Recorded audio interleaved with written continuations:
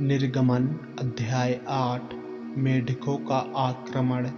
तब यहोवा ने फिर मूसा से कहा, फिरौन के पास जाकर कहा, यहोवा तुझसे इस प्रकार कहता है, मेरी प्रजा के लोगों को जाने दे, जिससे वे मेरी उपासना करें। परंतु यदि उन्हें जाने ना देगा तो सुन, मैं मेढक भेजकर तेरे सारे देश को हानि पहुंचाने वाला हूँ, और नील नदी मेढकों से भर जाएगी, और वे तेरे भवन में और तेरे बिछौने पर और तेरे कर्मचारियों के घरों में और तेरी प्रजा पर वरन तेरे तंदूरों और कठौतियों में भी चढ़ जाएंगे, और तुझ पर और तेरी प्रजा और तेरे कर्मचारियों सबों पर मेढक चढ़ जाएंगे। फिर यहोवा ने मूसा को आज्ञा दी, हारून से कह दे कि नदियों, नहरों और झीलों के ऊपर लाठी के साथ अपना हाथ बढ़ाकर मेढकों को मिस्र देश पर चढ़ा ले आए। तब हारून ने मिस्र के जलसायों के ऊपर अपना हाथ बढ़ाया, और मेढकों ने मिस्र देश पर चढ़कर उसे छा लिया, और जादूगर भी अपने तंत्र मंत्रों से उसी प्रकार मिस्र देश पर मेढक चढ़ा ले आए। तब फिरौन ने मूसा और हारून को बुलवाकर कहा, यहोवा से विनती करो कि वह मेढकों को मुझसे और मेरी प्रजा से दूर करे, और मैं इस्राएली लोगों को जाने दूंगा, जिससे वे यहोवा के लिए बलिदान करें। तब मूसा ने फिरौन से कहा, इतनी बात के लिए तू मुझे आदेश दे कि अब मैं तेरे और तेरे कर्मचारियों और प्रजा के निमित्त कब विनती करूं कि यहोवा तेरे पास से और तेरे घरों में से मेढकों को दूर करे, और वे केवल नील नदी में पाए जाएं। उसने कहा, कल। उसने कहा, तेरे वचन के अनुसार होगा, जिससे तुझे यह ज्ञात हो जाए कि हमारे परमेश्वर यहोवा के तुल्य कोई दूसरा नहीं है, और मेढक तेरे पास से और तेरे घरों में से और तेरे कर्मचारियों और प्रजा के पास से दूर होकर केवल नदी में रहेंगे।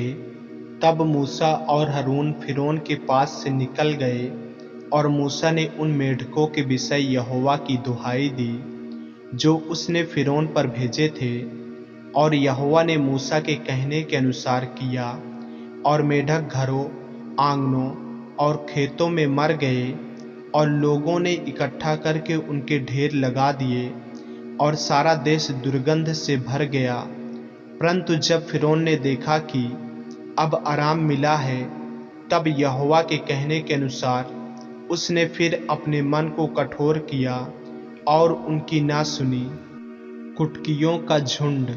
फिर यहोवा ने मूसा से कहा, हारून को आज्ञा दे, तू अपनी लाठी बढ़ाकर भूमि की धूल पर मार, जिससे वह मिस्र देश भर में कुटकियां बन जाएं। और उन्होंने वैसा ही, अर्थात हारून ने लाठी को ले हाथ बढ़ाकर भूमि की धूल पर मारा। तब मनुष्य और पशु दोनों पर कुटकियां हो गई, वरन सारे मिस्र देश में भूमि की धूल कुटकियां बन गई। तब जादूगरों ने चाहा कि अपने तंत्र मंत्रों के बल से हम भी कुटकियां ले आएं, परंतु यह उनसे ना हो सका। इस प्रकार मनुष्यों और पशुओं दोनों पर कुटकियां बनी ही रही। तब जादूगरों ने फिरौन से कहा, या तो परमेश्वर के हाथ का काम है। तो भी यहोवा के कहने के अनुसार फिरौन का मन कठोर होता गया, और उसने मूसा और हारून की बात ना मानी। डसों के झुंड।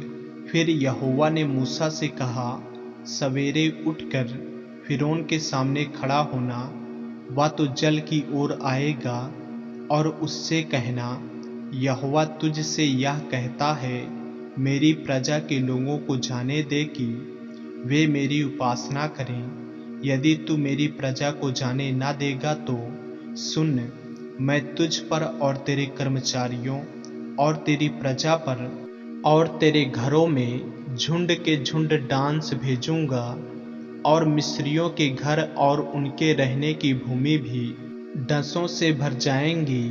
उस दिन मैं गोसेन देश को, जिसमें मेरी प्रजा रहती है, अलग करूंगा और उसमें डसों के झुंड ना होंगे, जिससे तू जान ले कि पृथ्वी के बीच मैं ही यहोवा हूँ। और मैं अपनी प्रजा और तेरी प्रजा में अंतर ठहराऊंगा।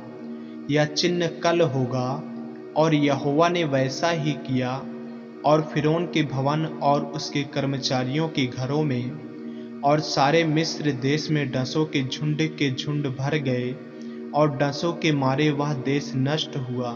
तब फिरौन ने मूसा और हारून को बुलवा कर कहा, तुम जाकर अपने परमेश्वर के लिए इसी देश में बलिदान करो। मूसा ने कहा, ऐसा करना उचित नहीं, क्योंकि हम अपने परमेश्वर यहोवा के लिए मिस्रियों की घृणित वस्तु बलिदान करेंगे। और यदि हम मिस्रियों के देखते उनकी घृणित वस्तु बलिदान करें तो क्या वे हम पर पथराव न करेंगे? हम जंगल में 3 दिन के मार्ग पर जाकर अपने परमेश्वर यहोवा के लिए जैसा वह हमसे कहेगा वैसा ही बलिदान करेंगे। फिरौन ने कहा, मैं तुमको जंगल में जाने दूंगा कि तुम अपने परमेश्वर यहोवा के लिए जंगल में बलिदान करो, केवल बहुत दूर न जाना और मेरे लिए विनती करो।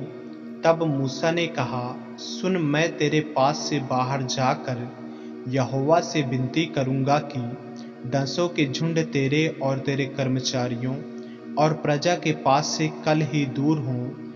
पर फिरौन आगे को कपट करके हमें यहोवा के लिए बलिदान करने को जाने देने के लिए मना ना करे।